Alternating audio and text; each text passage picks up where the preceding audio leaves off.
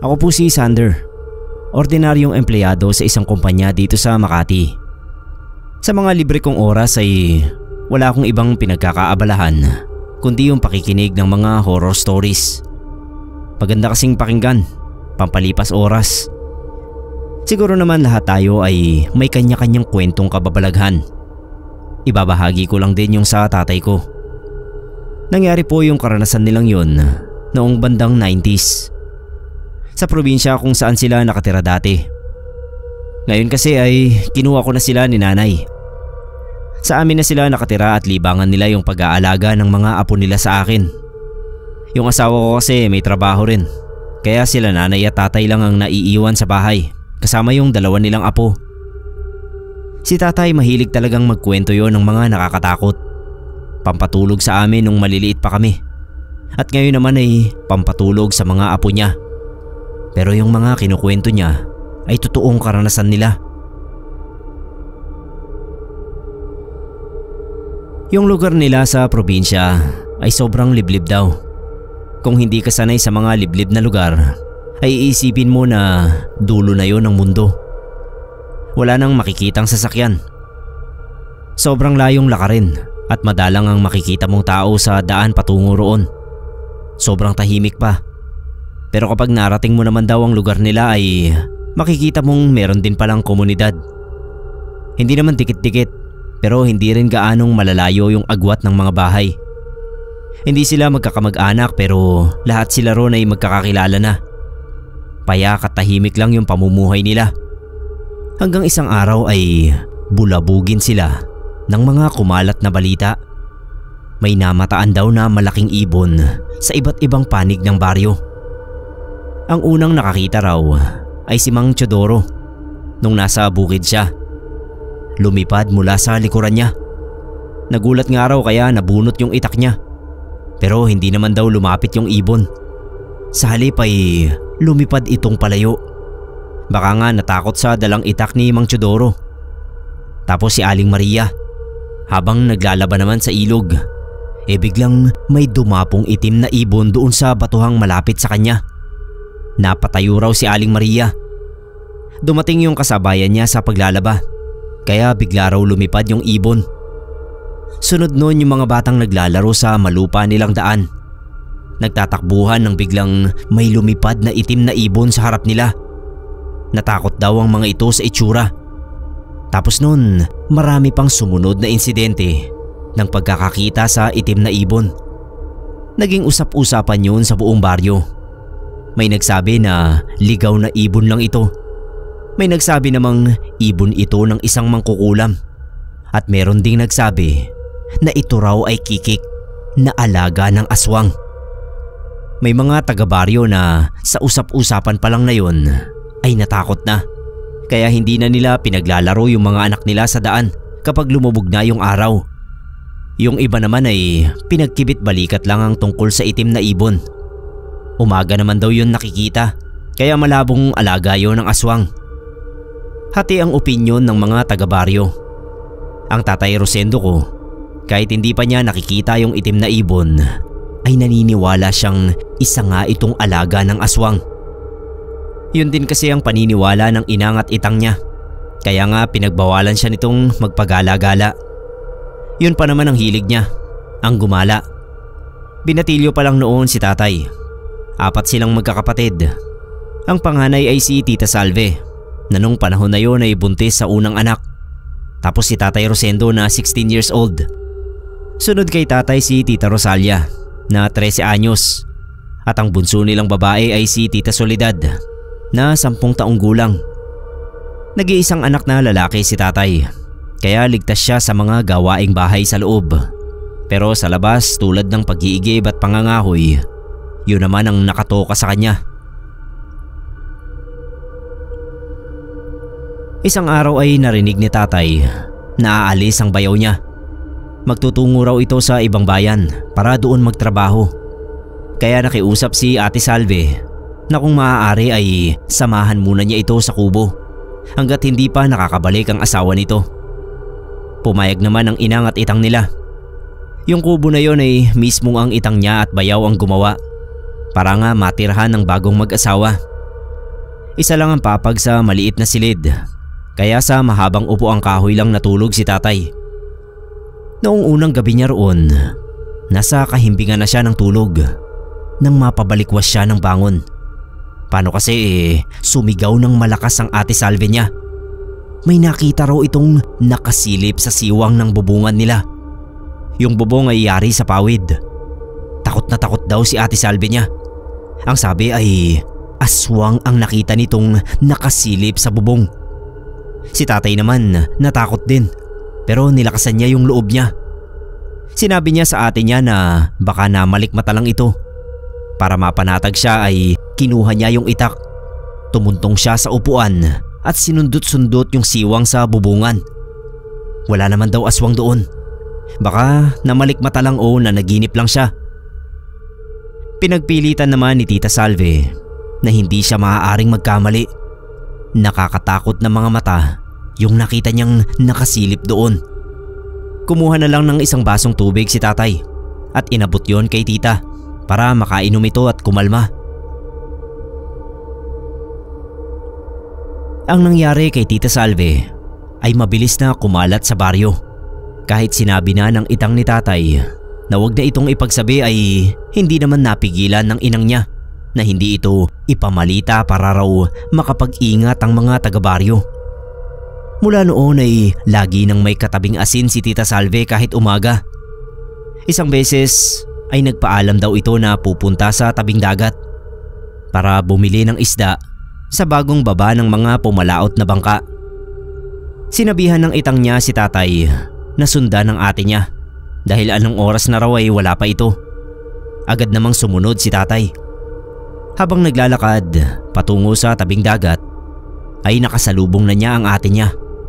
Tumatakbo ito at sapo ang tiyan. Nag-alala si tatay kaya tumakbo na rin siya para salubungin ito. Nung magkalapit na sila, tinanong niya kung anong nangyari. Bakit siya tumatakbo? Sabi ni Tita Salve, hinahabol daw siya ng itim na ibon. Nakita raw niya ito sa daraanan niya. Nung malampasan na niya ito, ay naisipan niyang lingunin.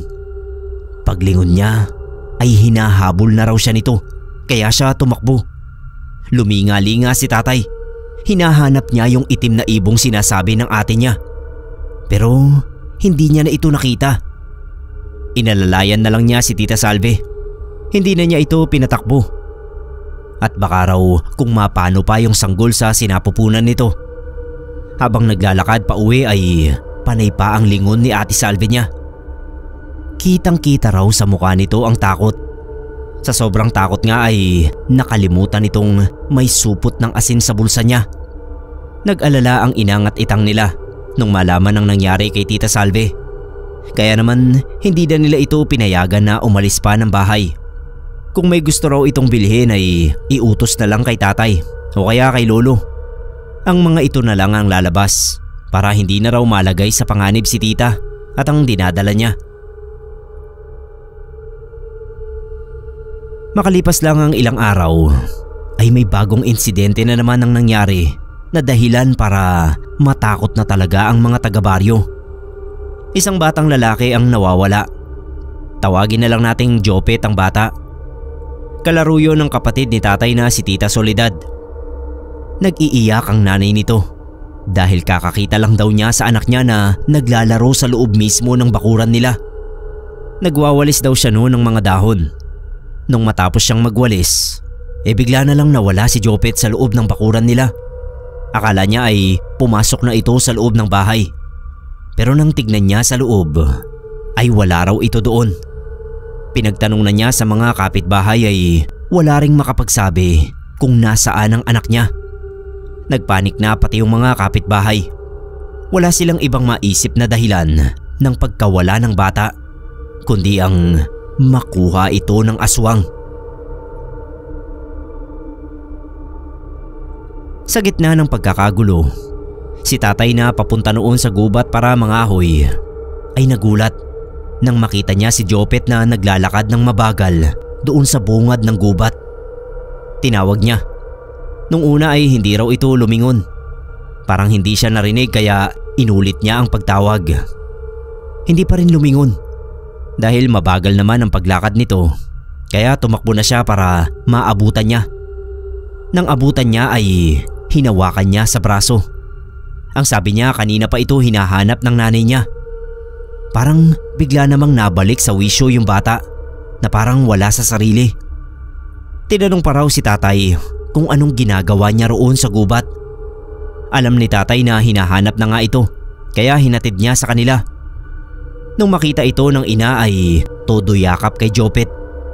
Tinanong nila kung saan ito nakita ni tatay. Sinabi naman ni tatay. Nung tanungin nila ang bata kung paano ito napunta roon, saglit siyang nag-isip.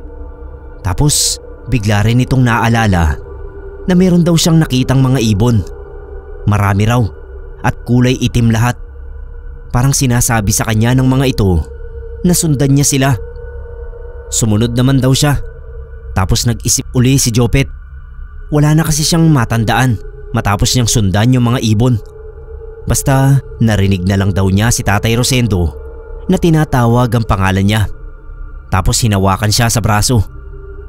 Dahil sa kwentong yon ng batang si Jopet ay nagkasundo ang mga taga-baryo na bumuo ng grupo ng mga magroronda.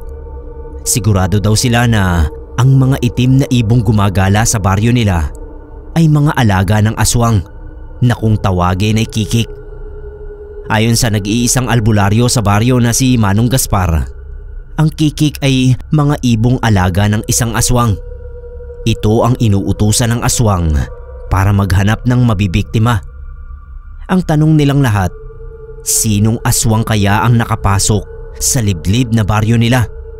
Lahat naman sila roon ay magkakakilala na. Wala silang nakita na bagong dating o dumayo roon. Yun daw ang kailangan nilang alamin. Kailangan nilang malaman kung sino ang dayo sa lugar nila, saan ito naninirahan at kung paano ito nakapasok.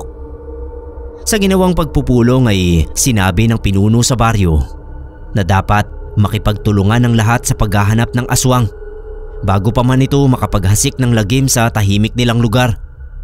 Sumang-ayon naman ang lahat. Si Tatay Rosendo ay nakikinig lang sa pagpupulong. Sinabi niya sa itang niya na gusto niyang sumama sa pagroronda. Pero sinabihan siya nito na hindi pa siya pwedeng sumama dahil bata pa siya. Isa pa, kapag sumama ang itang niya sa pagroronda, siya ang magbabantay sa inang at mga kapatid niyang babae dahil siya lang ang lalaking maiiwan sa kanila. Nung unang gabi ng pagroronda, ang ate Salve ni tatay ay doon na muna sa kanila natulog. Natakot na raw kasi ito sa bahay nila kahit pa kasama niya si tatay. Tsaka na lang daw ito matutulog sa bahay nilang mag-asawa kapag nakabalik na yung asawa niya mula sa trabaho nito sa bayan. Tulad ng napagkasunduan, ang itang nila ang sumama sa mga magroronda habang si tatay ang naging bantay daw sa inang at mga kapatid niya.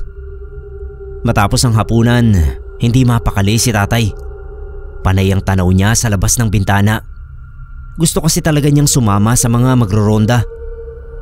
Tinanong siya ng inang niya kung bakit hindi pa siya natutulog. Sabi lang niya, binabantayan pa niya sila at saka hindi pa naman talaga siya inaantok. Ang totoo ay hinihintay lang ni tatay na makatulog ang inang niya.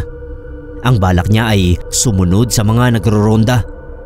Gusto niyang makita ang sinasabing kikik at gayon din ang mismong aswang. Pero mukhang minalas si tatay sa unang gabi na yon dahil mas nauna pa siyang nakatulog sa inang niya. Ginising na nga lang siya nito at pinapalipat siya sa higaan dahil sa tabi ng bintana na pala siya nakatulog. Kinabukasan paggising niya, narinig niyang nagkukwentuhan ng inang at itang niya habang kumakain na ng almusal ang mga ito. Lumapit na siya at nag-agahan na rin sa tabi nila.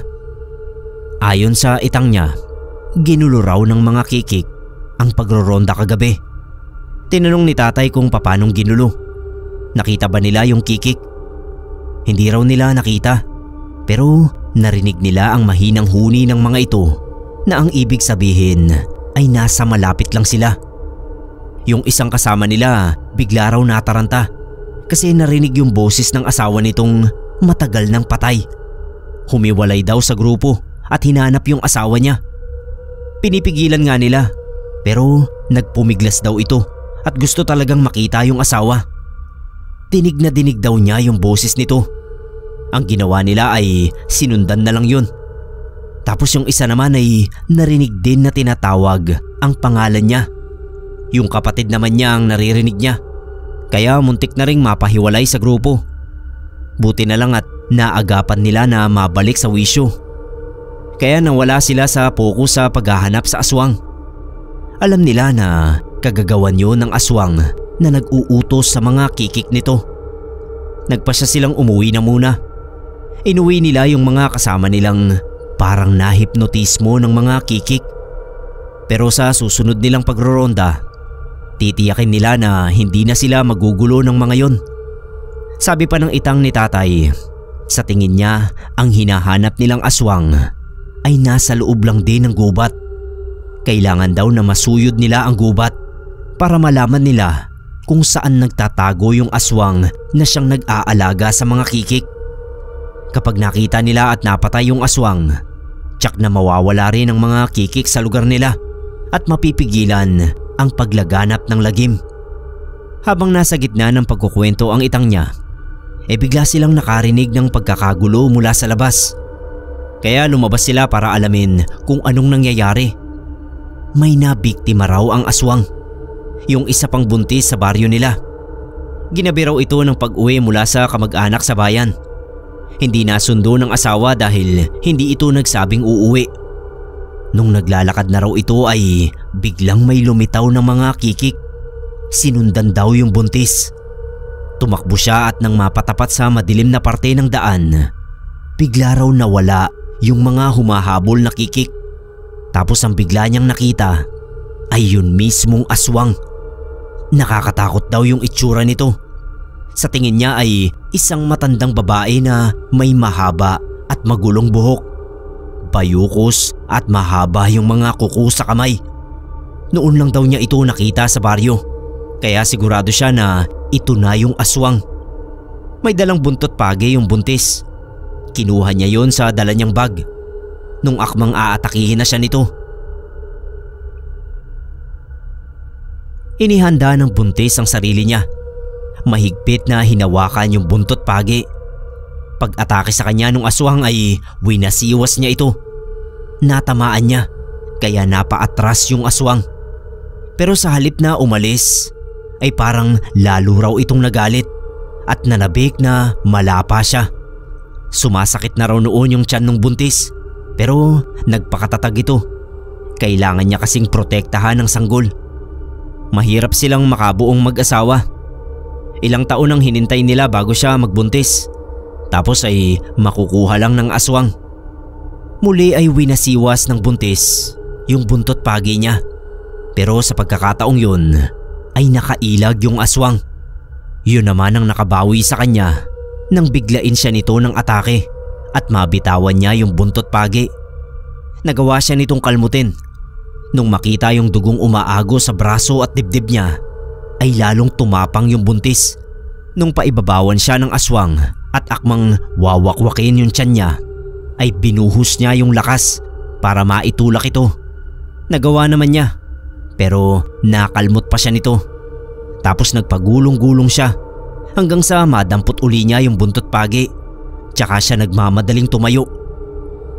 Dalawang lalaki ang natanaw niyang paparating, kaya humingi siya ng tulong sa mga ito. Paglingon niya ay wala na yung aswang. Tumakas na. Sa mga oras na yon na pinag-uusapan na sa baryo ang nangyari sa buntis, nadala na siya sa ospital sa bayan.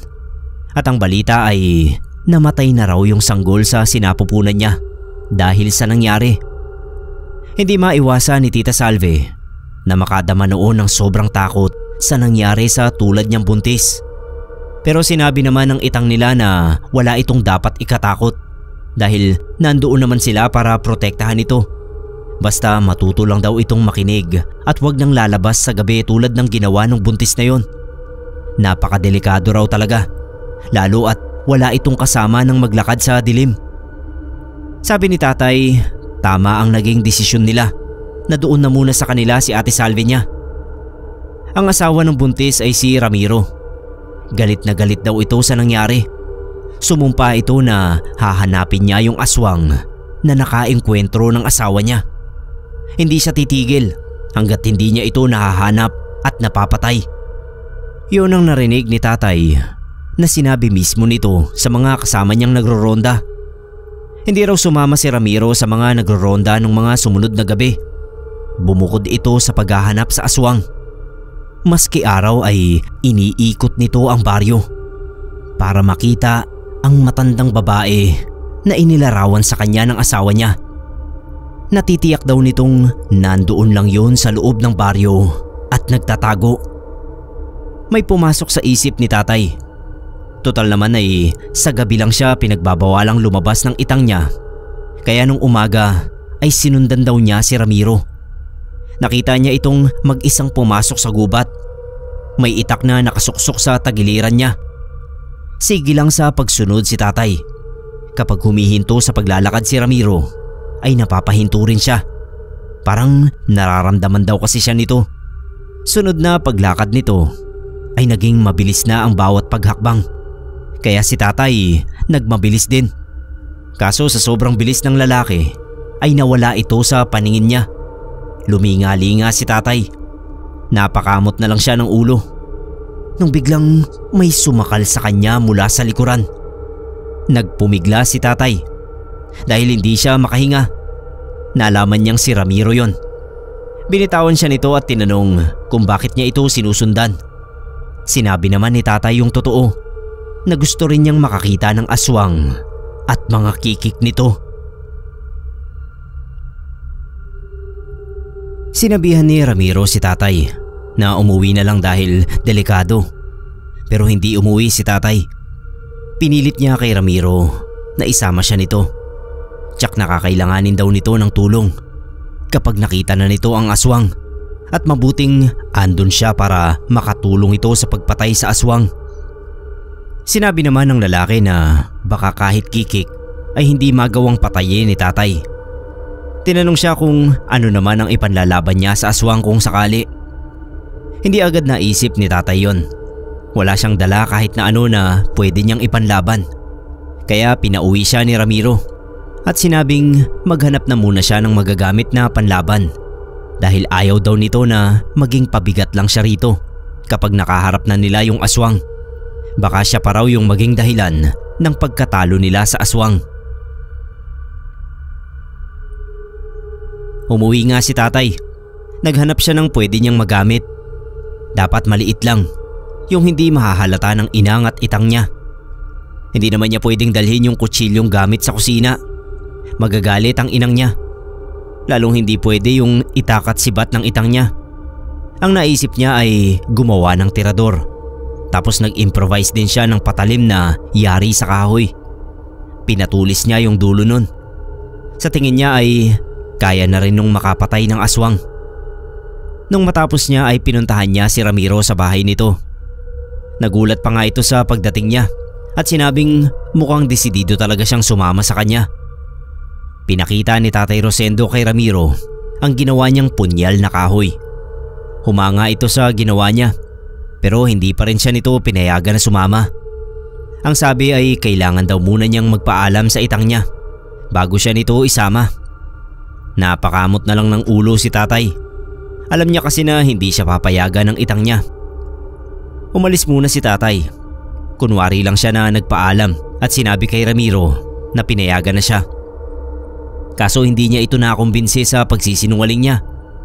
Ilang beses pang nagpabalik-balik si tatay at nangulit kay Ramiro pero hindi pa rin siya nito sinama. Isang gabi ay muli na namang binulabog ng mga kikik ang baryo. May nabiktima na naman daw ang aswang. Isang lalaking lasing na umuwi ng hating gabi. Hinabol daw ito ng mga kikik at nang maabutan ay tsaka inatake ng aswang. Yun ang kwento ng lalaki na nakagat sa liig. Matapos nitong makagat sa liig ay pumanaw din makalipas lang ang isang araw sa paggamutan na nasa kabilang baryo pa. Dahil sa lumalalang pag-atake ng aswang ay lalong naghigpit ang mga nagroronda.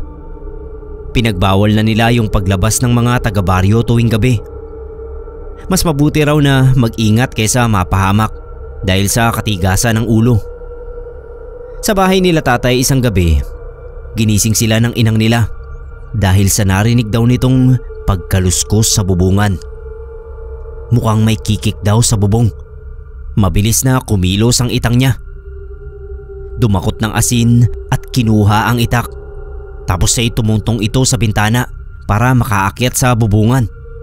Nanlaki raw yung mga mata ng itang nila nung makumpirma nito yung nakadapo sa bubungan. Isang malaking itim na ibon.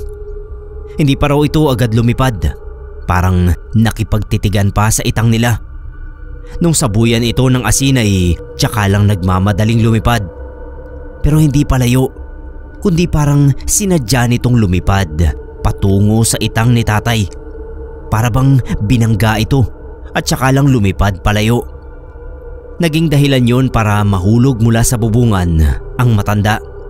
Nagsigawan sila nang bumagsak ito sa lupa. Nataranta sila, lalo na ang inang ni tatay. Humingi ito ng tulong sa mga kapitbahay para madala sa paggamutan ng asawa niya. Mukhang masama kasi ang naging pagbagsak niya. Meron namang mga tumulong na kapitbahay sa kanila. Si tatay at mga kapatid niya ang naiwan sa bahay. Lahat daw sila takot na takot nung mga oras na yon. Tanging si tatay lang ang nagpapalakas ng loob sa mga kapatid niya. Pinakita niya sa mga ito ang ginawa niyang punyal na kahoy, pati yung tirador. Gagamitin daw niya yon sa oras na balikan sila ng tiktik. Nung makauwi na sa bahay nila ang mga magulang nila, nalaman nilang nabalian sa binti ang itang nila. Kaya mapipirmis muna ito sa bahay. Nag-volunteer na si Tatay Rosendo na siya na muna ang sasama sa bukid para pumalit sa itang niya. Wala naman silang mapagpipilian kaya pinayagan siya ng mga ito. Ngayong hindi nakakalakad ang itang niya, naglaro sa isip ni tatay na may pagkakataon na siya para makatakas sa gabi. Sasama siya sa mga nagro-ronda kapag nakakuha siya ng pagkakataon. Basta hindi raw matahimik si tatay nun hanggang hindi siya nakakakita ng kikik at aswang na may alaga rito. Parang nangangati raw ang kamay niya na makapatay nito. Pagkagaling sa bukid ay hindi muna umuwi si tatay. Ang natitirang oras ay ginamit niya para mahanap ang pinagtataguan ng aswang. Total naman daw ay ayaw siyang isama ni Ramiro, kaya lalakad na lang siyang mag-isa. Malawak ang gubat na yon at maraming pasikot-sikot. Sabi ng itang niya, bukod sa aswang ay marami ring naninirahang engkanto at tikbalang sa lugar. Posible kang iligaw ng mga ito kapag natsyempohan ka. Kaya naman si tatay doble ingat. Bukod sa tirador at kahoy na punyal, ay nagbaon din siya ng asin. Para rin daw hindi siya maligaw. At sinusulatan niya ng cross gamit ang chalk ang bawat puno na madadaanan niya. Palatandaan na dumaan siya roon.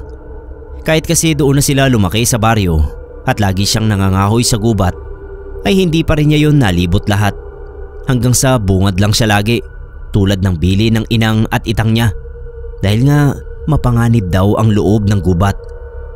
Yun pa lang daw ang unang pagkakataon ni tatay na mapapasok niya ang pinakaliblib na bahagi ng gubat sa baryo nila. Kampante si Tatay Rosendo sa plano niya. Balak niya ay hindi naman siya magpapaabot ng paglubog ng araw. Babalik din siya agad sa bukana para hindi siya abutan ng dilim. Habang naglalakad ay hinahawi-hawi niya ng kahoy na punyal ang matataas na halamang nadaraanan niya. Palinga-linga siya sa paligid. Patingin-tingin din sa itaas ng matatayog na puno. Nagbabaka sakaling makakita ng kikik na lumilipad o nakadapo doon. Ilang saglit pa ay hindi naman siya nabigo. Namataan niya ang isang itim na ibon na nakadapo sa mataas na sanga ng isang puno. Lumakas yung kabog ng dibdib niya pero hindi siya nagpadaig sa takot. Inihanda niya yung tirador at inasinta yung itim na ibon. Humugot muna siya ng malalim na paghinga bago pinakawalan ang bala ng tirador patungo sa kikik. Ang kaso ay nagmintis ang tira niya at nakalipad yon. Sinundan niya ng tingin ng lumipad na ibon. Tinungo niya yung direksyon na niliparan nito hanggang sa nawala na ito sa paningin niya. Nagpatuloy pa rin siya sa paglalakad habang hinayang na hinayang sa nakatakas na kikik. Masayang masaya raw yung pakiramdam ni tatay nun na makita pa lang niya ang kalaban. Parang lalo raw nadagdagan yung pagnanais niya na makapatay nito. Kaya hindi siya huminto. Hindi na nga niya napansin yung paglipas ng oras. Nakalimutan niya yung plano niya na babalik sa bukana ng gubat bago humapon. Muli ay nakita na naman ni Tatay Rosendo yung itim na ibon na nakadapo ulit sa isang puno. Mabilis niyang hinanda ulit yung tirador niya at tinira yon. Pero dahil sa may kataasan talaga yung puno, kaya hindi niya ito matamaan. Ilang beses daw yon na nagpapakita sa kanya yung kikik at siya naman ay paulit-ulit din itong inaasinta at tinitira. Kaso masyado raw itong maliksi. Tsaka lang naisip ni tatay na parang pinapasunod lang siya nito. Napansin niya na papasok pa siya ng papasok sa loob ng gubat. Hindi naman niya nakaligtaan na maglagay ng palatandaan sa mga puno na nadaraanan niya. Pero bigla rin siyang nagdalawang isip kung itutuloy pa niya ang pagsunod sa kikik. Pagtingala kasi niya ay nakita niyang papalubog na ang araw. Tsak na aabutan na siya ng dilim doon kung hindi pa siya aalis. Babalik na lang siya uli sa ibang araw. Pauwi na nga si tatay noon nung biglang bumuhos ang malakas na ulan at yon ang hindi niya napaghandaan. Nagmadali na siya. Tumakbo na siya pero ang siste, yung mga palatandaan na nilagay niya sa puno ay nabura ng tubig ulan. Kaya naghanap na lang siya ng masisinungan. Wala siyang makita. Kahit malamig ay naligo na lang siya ng tuluyan sa ulan. Total naman ay basa na siya. Dahil nawala na yung mga palatandaan niya, kaya nagpatuloy na lang sa paglalakad si tatay palabas ng gubat. Pero sa halip na makalabas siya, ay parang lalo pa raw siyang napapasok sa loob. Tuluyan na siyang naligaw. Sa kakalakad niya ay namataan niya ang isang barong-barong. Nagulat siya kasi hindi niya alam na may nakatira pala sa loob ng gubat. Maliit na maliit lang yon. Sa tingin niya ay parang kubo lang nga ng duwende. Parang isang tao lang ang pwedeng tumira. Nagdalawang isip siyang lumapit. Sumagi rin kasi sa isip niya na baka ito na yung hinahanap niyang pinagtataguan ng aswang. Baka dito ito nakatira. Saradong sarado yung barong-barong, kaya hindi alam ni tatay kung sino ang nasa loob. Nakaisip siya ng paraan kung paano niya makikita ang nasa loob. Inasinta niya ng tirador yung bintana at saka pinatamaan ito. Mga 3 beses niyang pinatamaan bago may nagbukas ng bintana. Napalunok siya ng sumungaw mula roon ang isang mukha ng matandang babae. Naisip agad niya na yun na siguro ang sinasabing aswang. Nakita niyang luminga yon. Nakasimangot at matalim ang mga mata. Nung walang makita ay muli niyang sinara yung bintana. Hindi pa umalis si tatay. Nanatili pa siya roon ng ilang minuto dahil sa lakas ng ulan. Nakasilong lang siya sa malaking puno na may makapal na mga dahon. Kaya kahit papano ay napapahina nito yung pagpatak ng ulan sa katawan niya. Nung medyo tumila na yung ulan, ay nagmamadali na siyang umalis sa pinwestuhan niya. Hindi na siya naglakad. Tumakbo na siya dahil lumubog na yung araw. Nakaramdam na rin siya ng takot. Pero bigla siyang napahinto sa pagtakbo nung humarang sa daraanan niya ang isang itim na ibon. Nangalog na raw yung tuhod ni tatay sa takot. Pero hindi siya nasiraan ng loob. Iniumang niya rito yung tirador at umakmang lalabanan yung itim na ibon sa oras na salakayin siya nito. Yung kikik naman ay parang nakikiramdam din sa kilos ni tatay. Parang pareho raw silang naghihintay kung sino ang unang kikilos. Hindi na nakatiis si tatay. Tinirador na niya yung itim na ibon. Ang akala niya ay sasablay na naman siya dahil bigla itong lumipad. Pero kitang-kita niya na tinamaan niya ito. Kaya yung kikik ay nagpakawala ng nakakatakot na huni bago lumipad na halatang nahirapan dahil sa pakpak mismo nito tinamaan ng bala ng tirador ni tatay. Natuwa si tatay dahil natamaan niya yung kikik ay nagkaroon siya ng lakas ng loob. Nagpatuloy na siya sa pagtakbo. Kahit naliligaw siya ay hindi siya huminto. Kung saan niya natatandaan na dumaan siya ay yun ang daang tinahak niya. Pero sa pagkabigla niya, muli na naman siyang napadpad kung saan naroon ang hinihinala niyang bahay ng aswang. Naguluhan na siya. Kinuha niya yung kahoy na punyal na nakasuksok sa tagiliran niya at hinawakan yun ng mahigpit. Muli siyang naglakad palayo roon. Alam niya na hindi pa yun ang tamang oras para pasukin niya yung bahay. Natatakot din naman siya kahit papano. Ngayong nakita na niya ang pinagtataguan nito, kailangan niya yung paghandaan at balak niya ay isama roon si Ramiro. Pero bago yun, kailangan niya munang makalabas sa gubat. Mukhang naiengkanto na nga rin siya dahil hindi niya matunto ng daan pabalik sa bukana. Tama yata ang inang at itang niya na may engkanto sa gubat o kaya ay tikbalang na sinasabing mahilig din manligaw ng mga tao. Hinubad pa ni tatay yung damit niya. Naniniwala siya sa kasabihan na kapag naligaw ka ay baliktarin mo lang ang damit mo at makikita mo na uli ang tamang daan. Kaso nung mabaliktad na niya yung damit niya, bigla niyang napansin na parang may naririnig siyang mga huni ng ibon na papalapit sa kanya. Parang hindi lang isa, unti-unti siyang napalingon. Nung malingunan niya ang mga ito, ay hindi siya nagkamali. Maraming kikik ang lumilipad papalapit sa kinatatayuan niya. Napasigaw na si tatay, sabay takbo. Nadapa siya at muntik na siyang abutan ng mga ito nung biglang lumitaw si Ramiro at isa-isang binaril ang mga papalapit na ibon. Hindi alam ni tatay kung may natamaan si Ramiro. Sobrang nervyos kasi niya, kaya napapikit na lang siya roon. Basta pagdilat niya ay nakita na lang niya na lumilipad na yung mga ito palayo. Tinulungan siyang makatayo ni Ramiro at tinanong kung anong ginagawa niya sa loob ng gubat sa ganoong oras. Hindi agad nakasagot si tatay. Napatitig siya sa dalang baril ni Ramiro.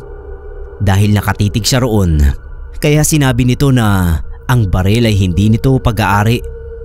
Hiniram lang niya sa isang kaibigan sa bayan dahil pursigido ito na patayin ng aswang.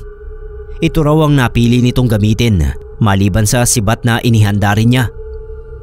Tinanong ni tatay si Ramiro kung pwede rin ba siyang gumamit noon. Umiling ang lalaki at sabi ay mas makakabuti kung uuwi na lang si tatay dahil tsak na hinahanap na siya ng mga magulang niya. Alam niyang pipilitin siya ni Ramiro na umuwi, kaya bigla niyang sinabi ang tungkol sa barong-barong na nakita niya sa loob ng gubat. Natigilan si Ramiro. Paulit-ulit nitong tinanong si tatay kung nagsasabi ito ng totoo. Si tatay naman syempre pinanindigan niya kung ano ang nakita niya. Pati yung naranasan niya ay sinabi niyang lahat kay Ramiro. Hindi nga ito makapaniwala na natamaan ni tatay yung isang kikik ng tiradorin niya. Kailangan daw patunayan ni tatay na nagsasabi siya ng totoo. Dapat daw siyang samahan ni tatay sa kinakitaan nito ng bahay ng aswang. Pero bukas ng umaga na lang dahil gabi na. Kilala ni Ramiro ang itang ni tatay. Tsak daw na nag-aalala na ang mga ito, kaya dapat na raw sumama si tatay sa kanya pauwi. Habang daan pauwi ay parehong naging malikot ang mga mata nila. Tinalasan din nila ang pakiramdam. Nakasalubong pa nila yung mga nagro-ronda. Sasabihin sana ni tatay ang tungkol sa bahay ng aswang, pero pinigilan siya ni Ramiro. Tinakpan niya yung bibig niya at sinabi sa mga nagro-ronda na kailangan na siyang maihatid nito.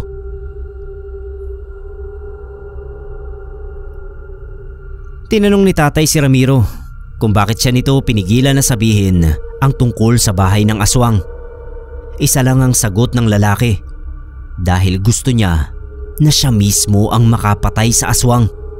Ipaghihiganti niya ang anak niyang nawala sa kagagawan nito. Hindi na lang umimik si tatay. Sa loob-loob niya ay gusto rin niya na siya ang makapatay sa aswang. O kaya ay kahit yung mga kikik lang nito ang mapatay niya. Inasahan na ni tatay ang sermon ng inang at itang niya. Sinubukan niyang magpalusot na naabutan lang siya ng ulan, pero hindi ito umubra sa mga magulang. Alam kasi ng mga ito ang kagustuhan niya na makaengkwentro ng aswang. Napilitan si tatay na ipagtapat ang totoong nangyari sa kanya sa gubat. Lahat ay kinuwento niya, maliban sa pagkakakita niya sa bahay ng aswang, dahil baka malaman pa ito ng iba. Ang inang niya kasi ay medyo may kadaldalan at sinasabi ang halos lahat sa mga kapitbahay. Nang marinig ng mga magulang niya ang engkwentro ni tatay sa mga kikik, ay binalaan siya ng mga ito. Sa uulitin daw ay huwag na siyang magtatapang-tapangan dahil ikakapahamak lang niya ito. Pero nung magkasarilinan sila ng tatay niya, ay tinapik siya nito sa balikat at binati. Ang sabi ay pinagmamalaki nito ang katapangan niya. Huwag na lang daw sasabihin sa inang niya dahil tiyak na magagalit ito kapag kinampihan siya. Hindi yun inaasahan ni tatay mula sa itang niya. Sinabi pa nito na kapag magaling na ang mga binti niya ay dalawa silang manghahunting ng aswang sa gubat. Kinatuwa yun ni tatay. Dahil nakakuha na siya ng kakampi sa ama, ay lakas loob niyang sinabi rito na gusto niyang bumalik sa gubat kasama si Ramiro. Hindi muna pumayag ang itang niya. Gusto muna nitong makausap si Ramiro tungkol doon. Nung gabing yun ay hindi dinalaw ng antok si tatay. Paulit-ulit niyang binabalikan sa isip niya ang mga nangyari sa kanya sa gubat, ang tungkol sa aswang at mga alaga nitong kikik. Nag-iisip siya ng paraan kung paano nila ito matatalo. Dapat meron silang plano ni Ramiro. Isa pang iniisip niya ay kung magagawa ba niyang puntahan ulit ang bahay ng aswang. Baka kasi hindi na naman niya matandaan. Ilang beses siyang naligaw. Hindi niya kabisado ang maraming pasikot-sikot sa gubat.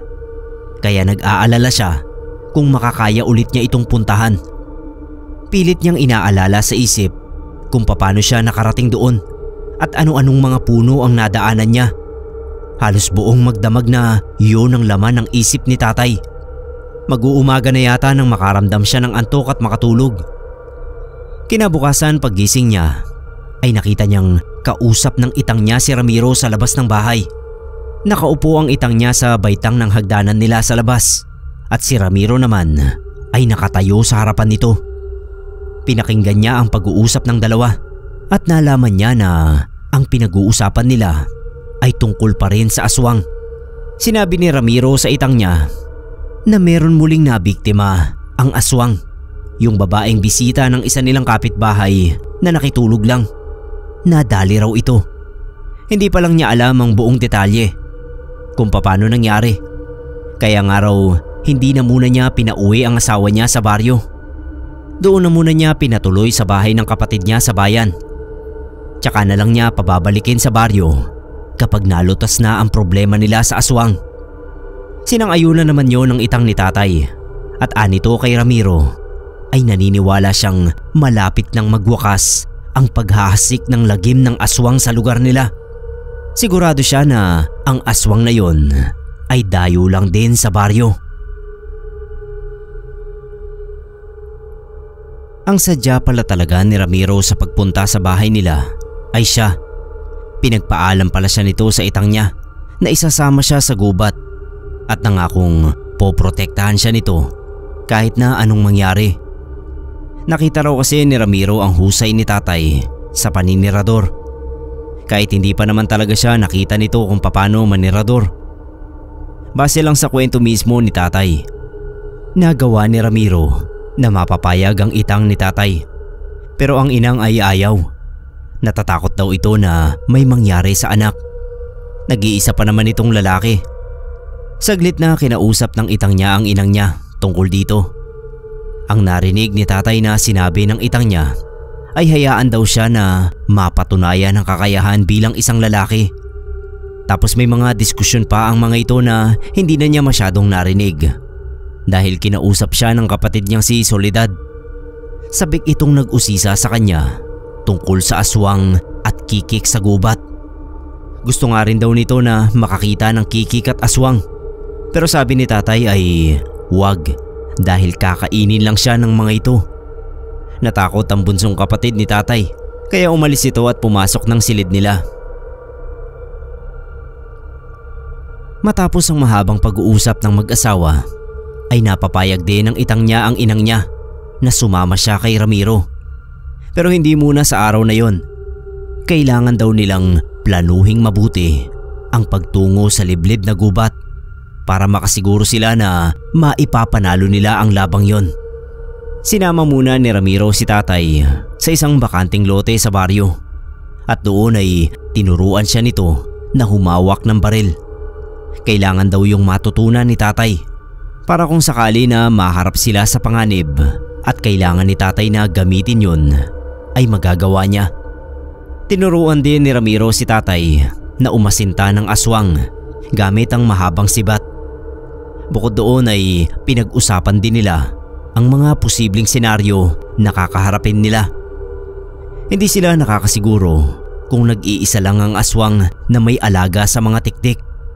Pwedeng may kasama pa ang isang aswang na nakita ni tatay, kaya dapat din silang maging handa sa pag-atake ng higit sa isang aswang. Kinuwento ni Ramiro kay tatay na meron na rin siyang karanasan sa aswang. Nung binatilyo pa raw siya tulad ni tatay, ay nakaengkwentro na rin siya ng aswang doon sa may pilapil.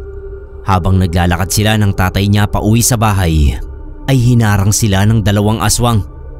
Parang mag-asawang aswang nga raw yata. Isang babae at isang lalaki. Gusto silang biktimahin. Bilog na bilog pa naman ang buwan nun. Mabuti na lang daw at pareho silang may dalang gulok na panggapas ng tatay niya. Nanlaban sila at napatay ng tatay niya yung aswang na lalaki. Kaya yung babaeng aswang ay mabilis na raw na tumakas. Yun nga lang malala rin yung mga kalmot na tinamo niya sa engkwentrong yon. Pinakita ni Ramiro kay tatay yung mga peklat niya sa binti at braso. Meron din sa likod. Nawasak daw talaga yung damit niya sa talas ng mga kukunong aswang. Yun daw ang mga kalmot ng aswang na may kalaliman, kaya lumikha ng mga peklat sa katawan niya. Base sa karanasan ni Ramiro sa aswang, alam niya kung gaano kaliksi kumilos ang mga ito. Kaya kung kakalaban sila ng aswang, dapat ay mas mabilis ang kilos nila. Dahil isang pagkakamali lang nila, ay pwede sila nitong maging biktima. Napatango-tango si tatay sa mga sinabi ni Ramiro. Dahil sa kwento nito ay nadagdagan ng lakas ng loob niya at pagnanais na makaengkwentro ang aswang na patuloy na lumilikha ng lagim sa baryo nila. Nung araw na nagpunta na sa gubat sina tatay at Ramiro, kabado si tatay kasi baka hindi niya matandaan ang daan patungo sa bahay ng aswang. Mapapahiya siya kay Ramiro pag nagkataon. Maaga pa lang yon nang magsimula silang maglakad papasok sa gubat. Pareho silang may hawak na sibat. Bukod doon, dala rin ni tatay yung kahoy na punyal na ginawa niya at ang tirador. Si Ramiro naman ay nakasuksok sa gilid ng pantalon ng baril. Handang-handa na sila. Malayo-layo na ang nalalakad nila ay wala pa silang nakikita maski yung kikik na alaga ng aswang. Sabi pa ni tatay baka raw natiktikan nito ang pagbabalik nila sa gubat. Hindi sumagot si Ramiro. Sinenyasan si tatay na huminto sa paglalakad. Huminto naman si tatay. Kaya pala ay may nakita ang lalaki na ibong itim na nakatago sa halaman. Nung lalapitan na ito ni Ramiro ay bigla itong lumipad. Hinanda agad ni tatay yung tirador niya. 2 beses niya itong tinira bago niya ito napabagsak. Napahanga si Ramiro sa galing ni tatay sa pagtirador. Nagmamadali nilang pinuntahan yung kinabagsakan nito. Pero hindi nila yun makita. Takang-taka sila dahil nakita naman nila na banda roon ito bumagsak. Mukhang nagawa pa sila nitong takasan. Sabi ni Ramiro, tsak na babalik ito sa among aswang. Kapag nalaman ng aswang ang nangyari rito, ay ikagagalit nito yon. Pero hindi sila natatakot. Porsigido silang ituloy ang plano nilang patayin ang aswang at ang mga alaga nito. Magandang senyalis na raw ang pagkakatama ni tatay sa isang tiktik. Nagpatuloy sila sa paglalakad patungo sa bahay ng aswang. Maya-maya ay nakahalata na si Ramiro. Tinanong niya si tatay kung alam daw ba talaga nito ang daan kasi parang pabalik-balik na lang sila. Napakamot ng ulo si tatay at inamin na mukhang naliligaw na sila.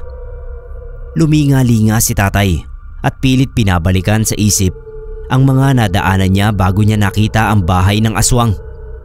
Huminga ng malalim si Ramiro. Sinubukan niyang mauna sa paglalakad.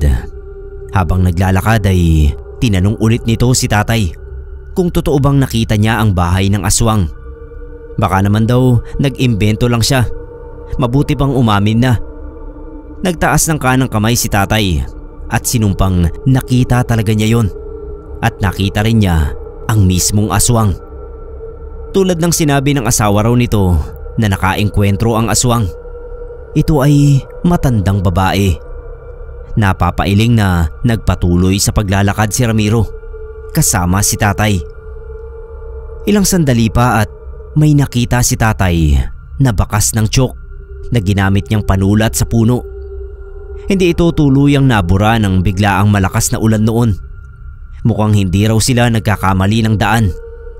Nabuhayan ng loob si tatay kaya nagpatuloy pa sila sa paglalakad. Lalong nabuhayan ng loob si tatay nang matanaw na niya yung barong-barong. Humanga na naman si Ramiro nang makita yon ni tatay. Dahil kung tutuusin ay hindi raw yun basta-basta makikita.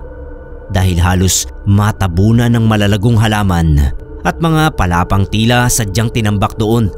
Para nga naman hindi agad makita. Hindi naman sila lumapit. Pinakiramdaman muna nila yung maliit na bahay. Sabi ni Ramiro, matagal na siyang nakatira sa baryo at ilang beses na rin siyang naglabas-masok sa gubat. Pero ni minsan ay hindi niya nalaman na may naninirahan sa loob nito at sa liblib na bahagi pa. Yung mga taga-baryo raw ay noon pa takot pumasok sa gubat dahil sa mga engkanto, maligno at iba pang masasamang elemento na pinaniniwalaang naninirahan doon. Kaya sa pagkakaalam niya ay ang nag-iisang albularyo ng baryo lang ang may lakas loob na puntahan ang pusod ng gubat. Hinimas niya sa buhok si tatay at sinabing napakalakas daw ng loob nito para marating ang pinakaloob ng kagubatang yon. Nanatili pa sila ng ilang saglit sa likod ng hanay ng makakapal na halaman at nakiramdam muna.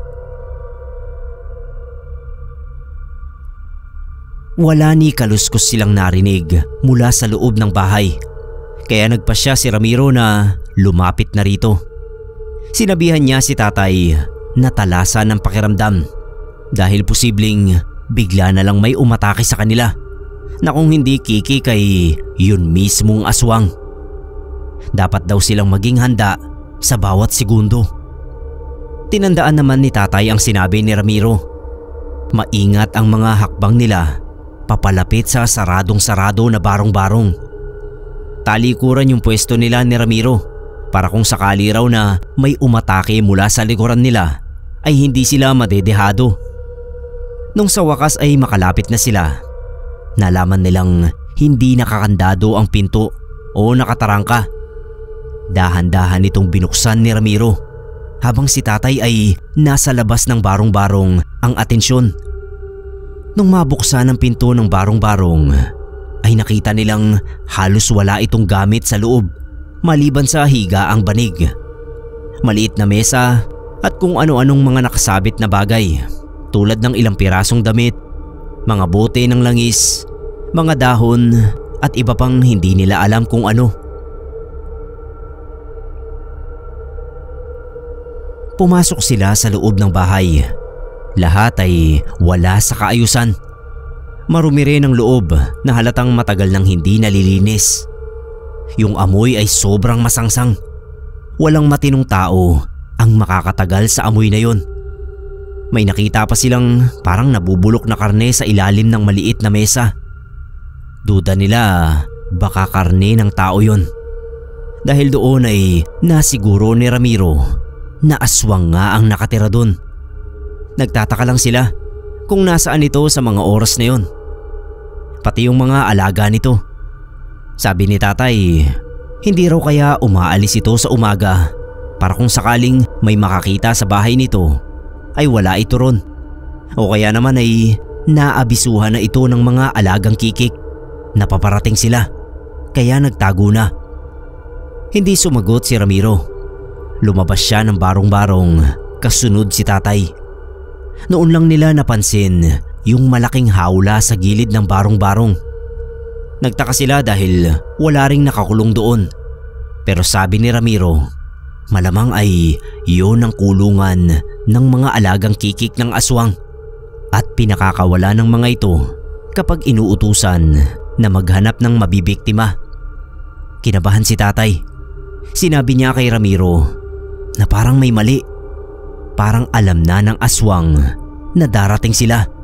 Kaya maging ang mga alaga nito ay nawala na roon. Sinang-ayunan naman yon ni Ramiro.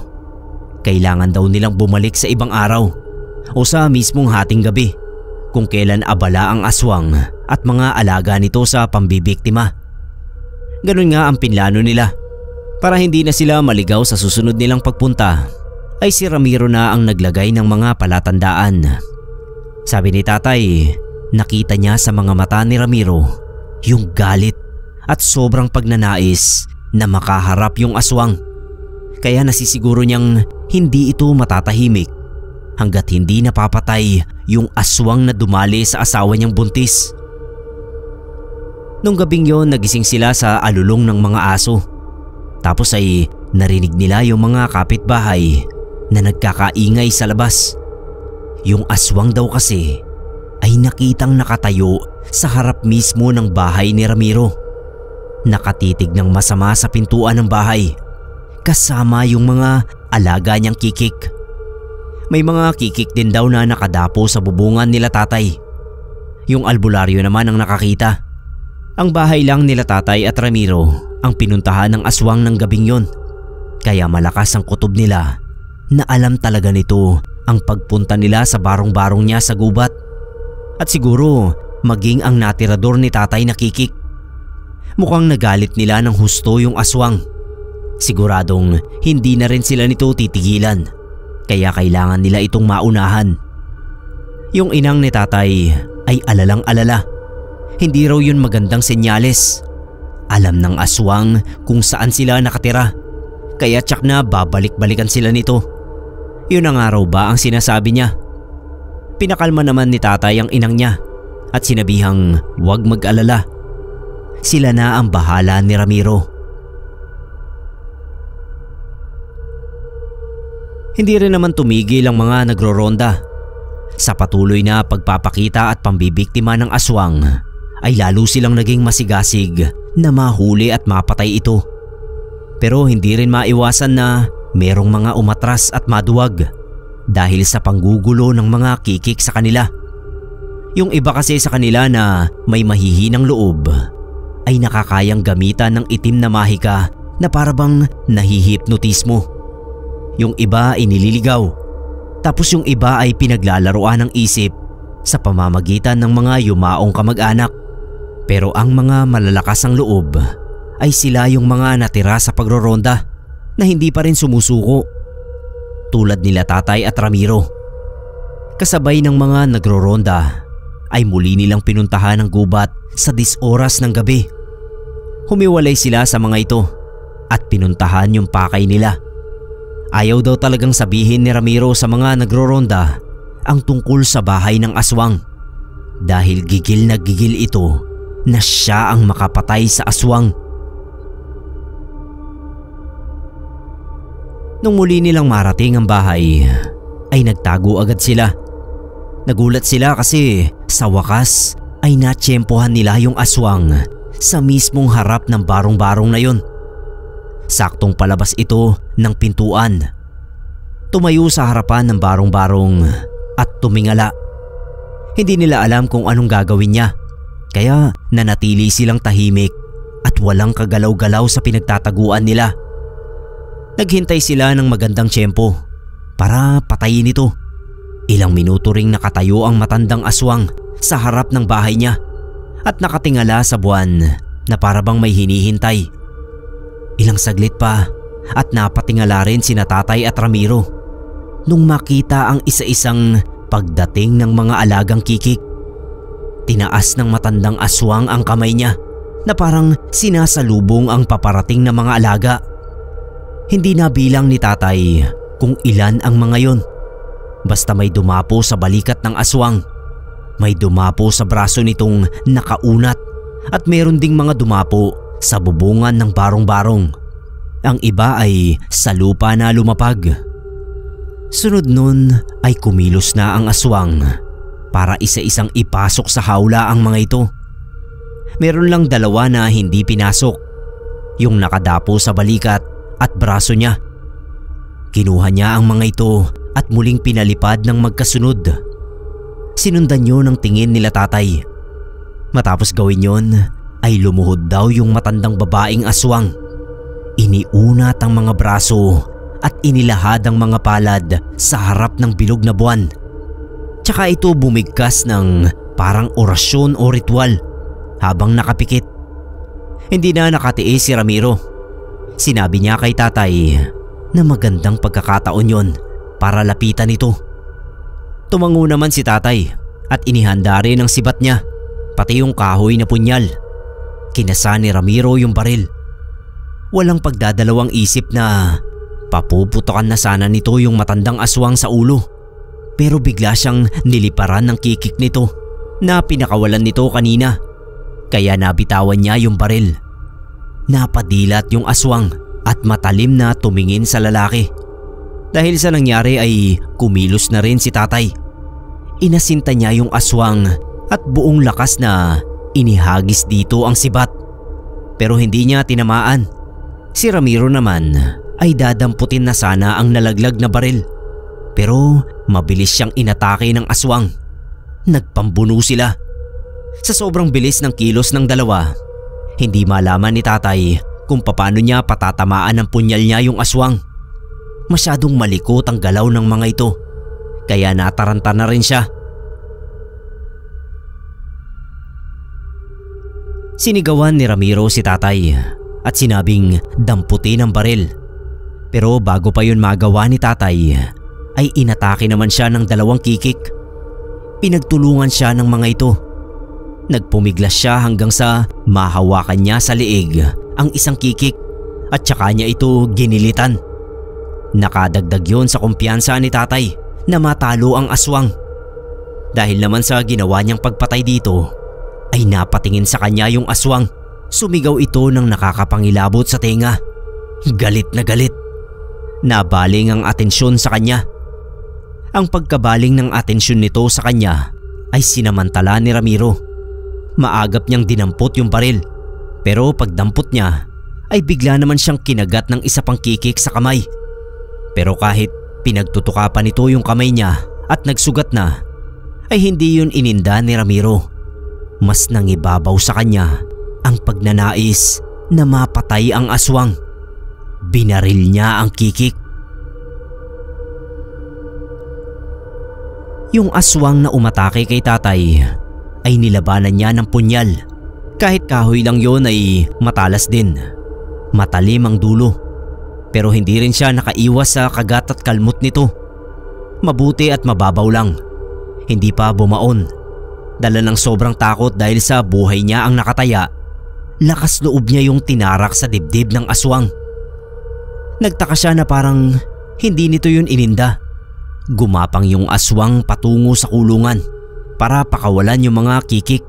Pero mabilis itong sinunggaban ni Tatay para ulitin ang pagtarak ng punyal.